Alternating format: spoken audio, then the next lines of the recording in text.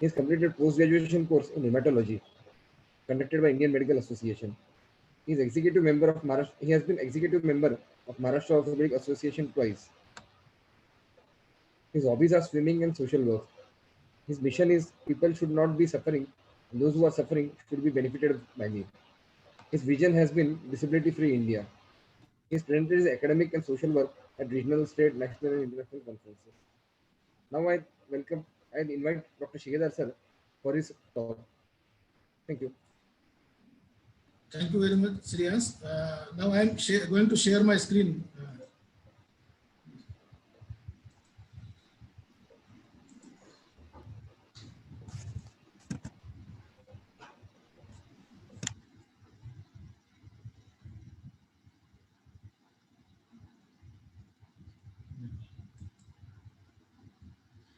Good afternoon, everybody. Respected co-faculties with me, Dr. Anudhada Rak Madam, Dr. Swati Mahajan, Dr. Ajay Vare, Dr. Anand Nikalaje, Dr. Raman Ganga Kedkar sir, Dr. Amol Sulake sir, Office Bearers of IMA, President Dr. Atul, Secretary Dr. Sagar, Treasurer Dr. Shreyans, Joint Secretary Dr. Amol, Academic Head Dr. Madhur Karwa, all my seniors in the IMA, ladies and gentlemen. I am very happy to present my talk in my home town, my home branch, and today's my topic is going to be surgery in a COVID era. It is a real nightmare. So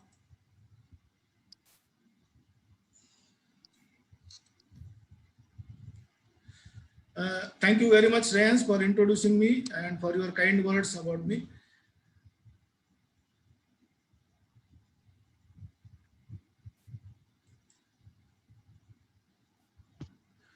Background: although COVID-19 is not a primary surgical disease, it has significantly affected surgical practice in multiple ways. A number of organizations have released recommendations and guidelines for addressing the COVID-19 pandemic. Organizations focusing on concerns of particular relevance to surgeons are many, and they give guidelines for surgery in COVID era.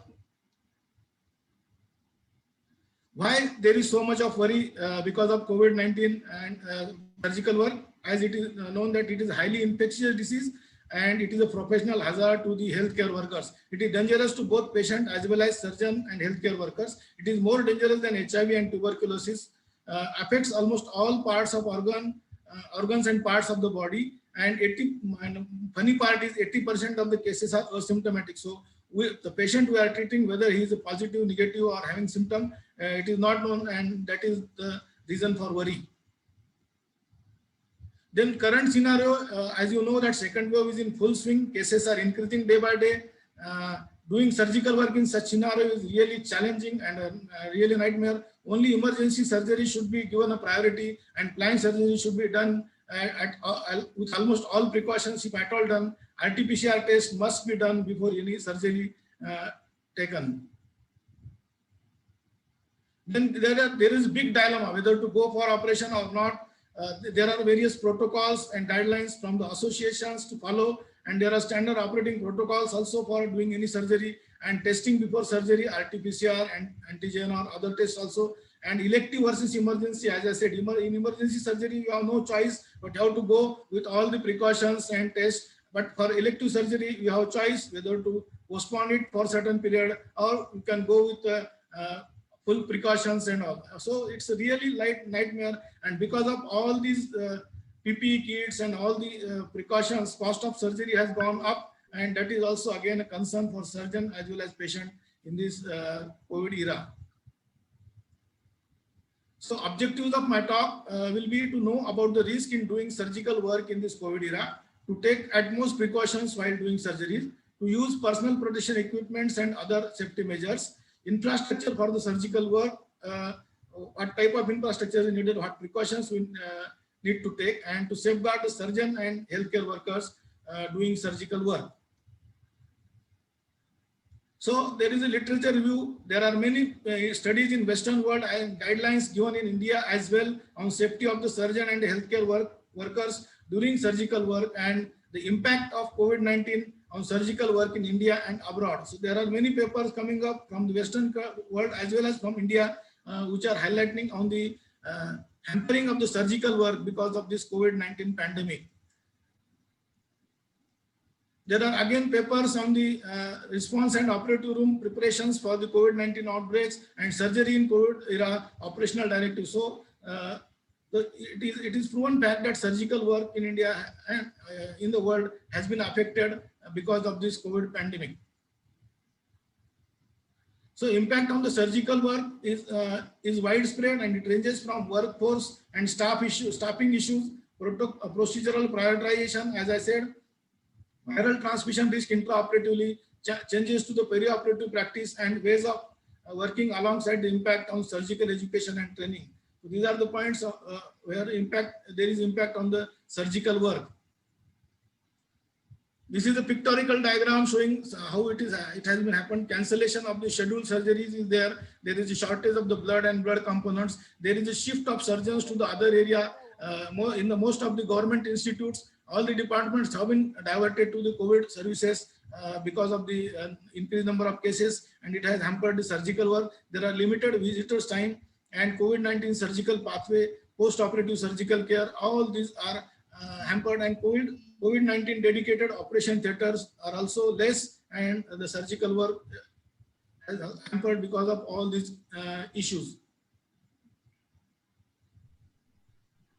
So what is a triage? Triage is a very important word in selecting the cases for surgery. The sorting out and classification of the patients or casualties to determine priority of the need of surgery and proper placement treatment is very important. During the infectious disease outbreaks, triage is particularly important to separate patients likely to be infected with the pathogen of concern. Then this is the triage for surgical case selection. It is a pictorial diagram. As I said, if it is an emergency, you do not have a choice. But if it is an elective case, then you can determine the priorities, whether it is really needed, or patient has other comorbidities, or patient is fit for anesthesia like ASA classification and all. And depending upon that, we can choose the patient for surgery, or we can postpone the surgery if possible for a particular period of time, or till the pandemic is reduce or getting less in the cases. So it is very important that all or known or unsuspected COVID-19 positive patients requiring surgical intervention must be treated as positive unless proven otherwise, in order to minimize the infection spread. So you have to be very suspicious and cautious about selecting the patients. So the core tip is that it is important for surgical specialists to stay up to date with the latest information concerning safety measures while conducting surgeries. The evolution of literature should be closely followed so that the best practices are instituted and upgraded. So the standard operating procedures, as I said, at every stage of the surgical procedure, like from the case selection, pre-operative preparations, intraoperative preparations, and the procedure, post-operative and rehabilitation, at all the time standard operating procedures and the safety measures should be followed to prevent from the infection.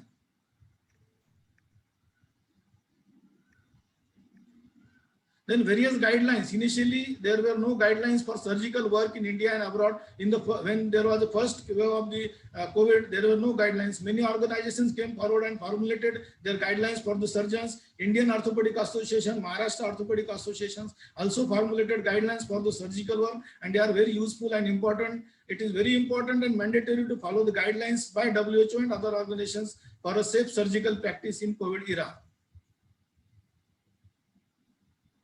So these are the 5 rules for elective surgery. If you want to go for elective surgery in a patient, test asymptomatic patients before elective surgery, and the knowledge of the sensitivity and availability of the RT-PCR test is very important. Do not use chest CT as a screening method except for certain types of surgery such as thoracic surgery. Do not rely on antibody tests for screening and implementation of the infection control measures. Reduce the number of operation room staff and entering into and exiting the operation room. Be sure that healthcare workers have an appropriate and optimum PPE during the operation. So these are the 5 rules if you want to go for an elective or even an emergency surgery in COVID era. So key aspects in COVID-19 surgical patient management. All suspected or infected patients must be managed with maximum attention. All personnel in contact with the patient must wear PPE. Transfers must be protected. Infected patients must be moved as little as possible through the hospital. Transfer routes must be precisely planned and be short as possible. The COVID operating area should be a dedicated and possibly a separate area. COVID operating room must be dedicated and clean as possible to the close as possible to the entrance of the theater block. Disposal material should be preferred. Minimal material should be used for each intervention, and transport personnel should be the same for transport origin to the destination. Once the patient has entered the operation room, doors must be closed. Operators, that is surgeon, anesthetists, nurses, technicians, should enter the operation room in a timely manner to minimize the exposure to infected patients. Personnel involved in the intervention should not leave the operation theater during the procedure. High OR air exchange cycles are recommended, more than 25 exchanges per hour, and clinical documentation must remain outside the operation room. So that means writing up the notes or any other non-priority work should be done in the operation room to minimize the exposure to the infection. At the end of each intervention, all disposable materials must be disposed of, and all the surfaces and electromedical devices accurately cleaned and disinfected. PPE must be removed and disposed outside the OR in a dedicated doffing areas, and ensuring that the virus is not transmitted to the healthcare worker. OR and the surrounding doffing areas must be sanitized as soon as possible after each procedure. After each procedure, all involved personnel, whenever possible, should get a shower, and recovery phase after surgery must be done in OR before transfer to the ward or the ICCU. So, anesthesia and COVID-19 surgery should be done in regional anesthesia as far as possible. If general anesthesia needed, avoid mask ventilation. Do rapid sequence intubation if it is needed. Use workstation as far as possible, and extubate the patient in a deep plane anesthesia so that he will not cough, and there are less chances of the infection to the anesthetist and other persons in the operation room. So HIV and corona is more dangerous than HIV. It is highly infectious. It needs more precautions and safety measures. Chances of transmission in operation room are more than HIV to the corona cases. Diabetes and corona, it mimics with the diabetes in affecting almost all the body parts from head to toe. It affects almost each and every organ. Multi-organ failure is the cause in both these cases, and blood sugar levels also increase alarmingly in the COVID patients. And even after post-COVID or because of the corona, we are getting the cases of diabetes, fresh diabetes in this second wave of corona. Tuberculosis and corona, it is a highly infectious. Corona needs more safety measures, personal protection equipments and all. Active cases of both illnesses are very dangerous in spreading it. So we have to be cautious while treating the patients of tuberculosis and in this corona period. Then other comorbidities like COPD and other respiratory diseases, age above the 60 years, obesity, cancer, and immunocompromised patients, etc. We have to be very cautious about while selecting such patients for elective surgery. If it is emergency, we have no choice. But if you are planning some surgery and people are having comorbidities, you have to be more cautious than the normal patients. Then, as I said, COVID-19 is an occupational hazard to the surgeon as well as to the healthcare workers in operating room. It affects both surgeon as well as healthcare workers, and anesthetists and whosoever are in the operation theater are also in the danger zone in COVID infection. Then personal protective equipment kits. As I said, it is the importance of PPE kits and all the protective devices is underlined, and one must use whatever necessary for the surgery in the view of taking precautions and to protect ourselves and our staff in this COVID pandemic while doing the surgical work.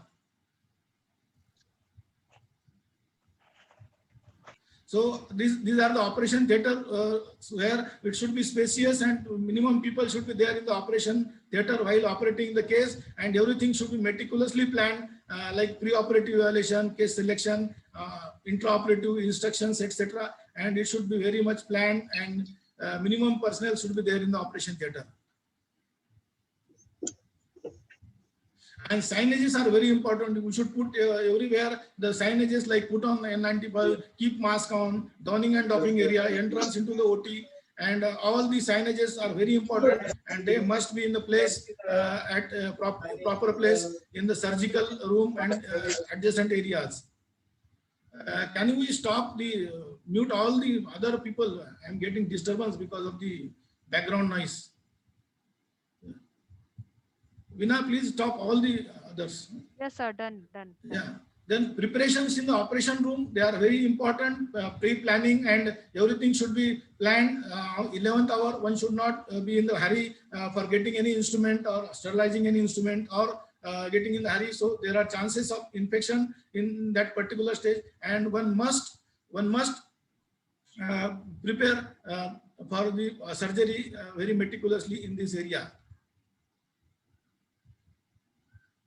Then care to be taken, as I said, at every stage we have to take the proper care in the pre-operative room, in the intra-operative phase. Full PPE must be there. All personnel to stay outside the operation room while intubation, etc. All the precautions needed, airway secured by the most experienced anesthetists to get it intubation in the proper way, or video laryngoscope and all, whatever possible ways we should use to minimize the contact with the patient and to get the intubation done early. And even in the surgical procedures also, we can modify the procedures to the minimum so that minimum time period is required. If orthopedic surgery is concerned, if we are planning for a plating and if it is done with the K-wires, then we should prefer K-wires than plating because time is required more. And if we are having the drilling cases where there is a aerosol chances of aerosol generation, and which is the one more source for infection, we should avoid if it is possible, as far as possible, and minimize the surgical time, minimize the anesthesia time,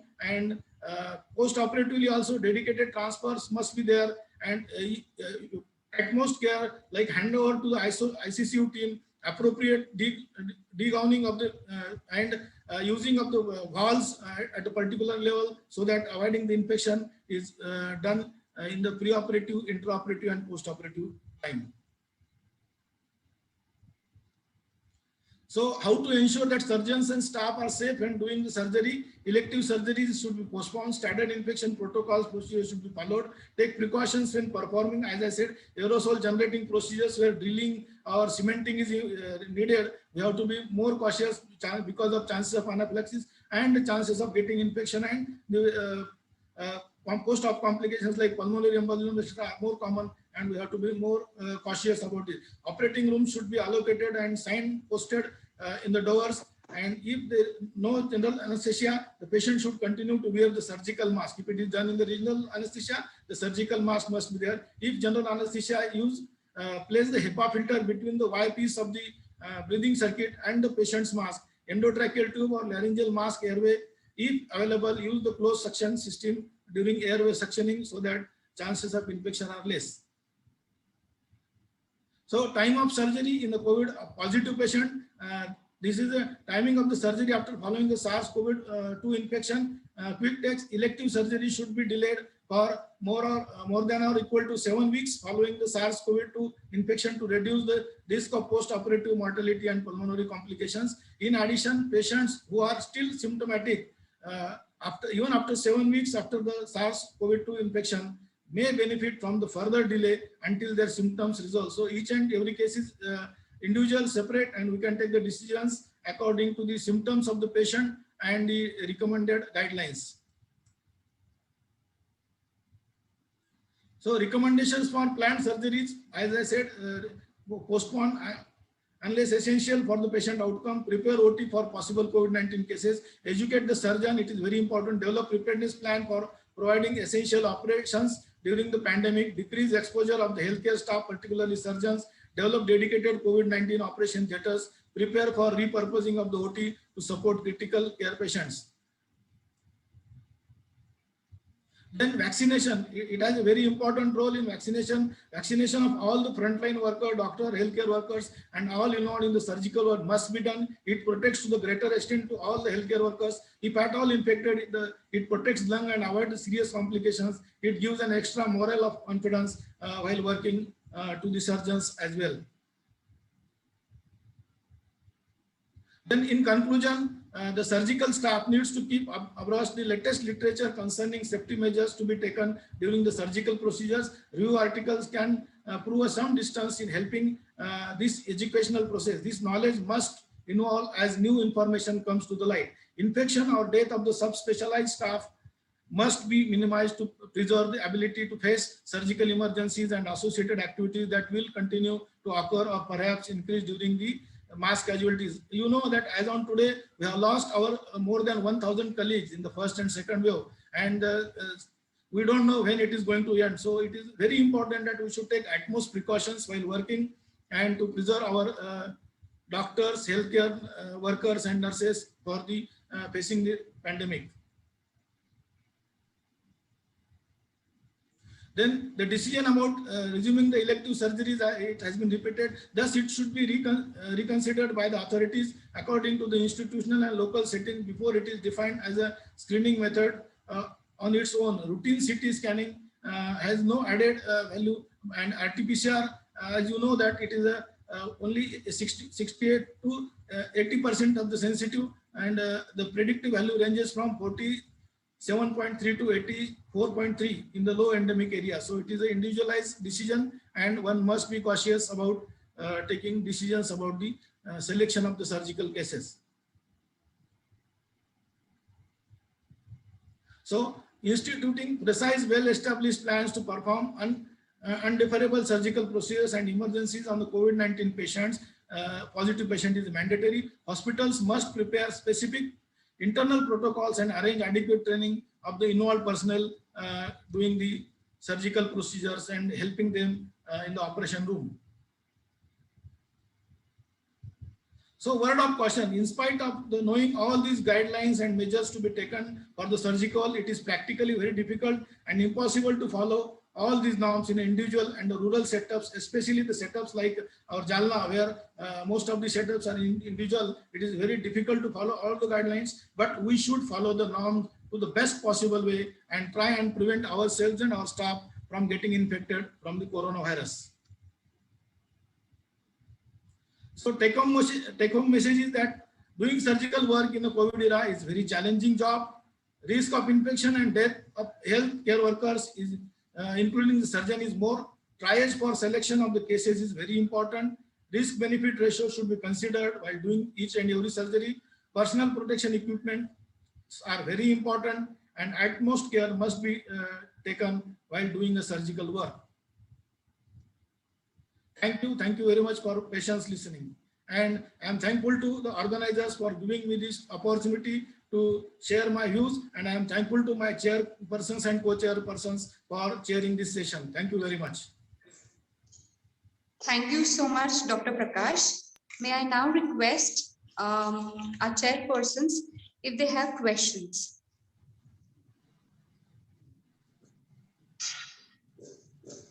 Hello. Dr. Satish.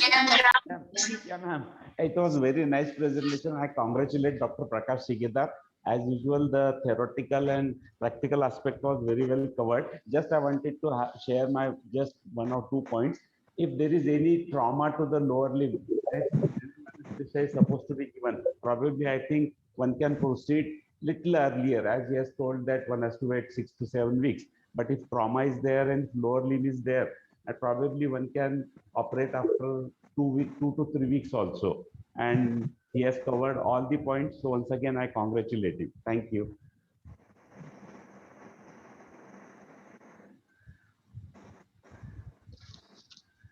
Thank you so much, sir. Yeah. Do we have more questions coming from the participants? Yes, ma'am. Can I ask a question? Absolutely. This is Dr. Yes, Prakash. sir. First of all, I congratulate on you for presenting the surgeon's viewpoint, because with COVID, even the cardiologists have become COVID specialists, and I find that surgeons are left without a job because it's become very difficult to plan surgeries with unavailability of oxygen, the whole hospital staff working for COVID. Already government is absolutely cannot work because all government programs have gone for a toss and everybody is working for COVID. But I think OT which you've shown and the precautions have to be taken, but I don't believe it's all setups. And another 2-3 years, government is going to have its hands full just treating COVID. I think at IMA level, we should come together, have dedicated, maybe all these COVID patients are going to require some sort of surgeries. All other patients also are going to require surgery. We need to have some sort of dedicated COVID setups where we can operate. A Yeah, COVID positive mother who requires a section today has to go to Aurangabad. It's a tragedy, and we are losing this patient. A COVID positive patient who requires dialysis has to go to Aurangabad. All these, we are a district place. I think as I mean, we need to come together, identify people who want to work with COVID, make dedicated operation theaters or cath labs or whatever you may say. But if it's not done, this country or this town will pay a very high price for that. That's for sure. Thank you. Yes, sir. I agree with you, and I have made slide also, but unfortunately, that has escaped from this presentation. In the coming era, 5 or 10 surgeons should come together and have a dedicated COVID operating room. It will decrease the infrastructure expenses. It will decrease the manpower expenses, and it will help us to maintain the even economy of the surgery. So, in the coming era or in coming 1 or 2 years, as you said, there is definitely a need of coming together and having a dedicated COVID operating theater, and along with the cardiac intensive cardiac care unit aside, so that even if something goes wrong, we have a ICU set up to look after the patients, and this is the need of the times. Unfortunately, I missed that slide. I think that I have not updated the presentation at the 11th hour, because that slide was included 11th hour. And I congratulate you for MMC observer. I welcome Dr. Sanjay sir as MMC observer also. Thank you, sir. Thank you so much. Do we have more questions from the participants? Thank you, Dr. Sigedar. As usual, very nice elaborative talk. Thank you very much. Thank you, sir. Munde sir, thank you. Sambhaji Munde sir. Goel sir, thank you very much. Thank you. Thank you. So we may now proceed towards the virtual felicitation. Maybe thank you so much, Dr. Prakash Shigedar, for honoring us with the presentation, a very beautiful presentation indeed. We will have a virtual felicitation for Dr. Prakash Shigedar. Can we all type clap, clap, and the words of appreciation in the chat box?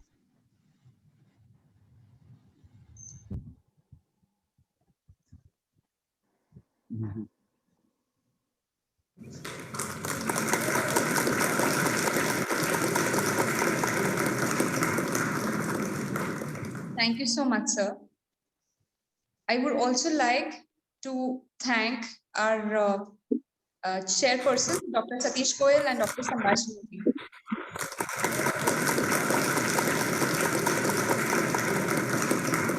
Thank you. Thank you so much, sir, for chairing this session. Thank We may now move. Thank you so much, sir. May I now request everyone to please mute themselves. It is very important that we mute everybody so that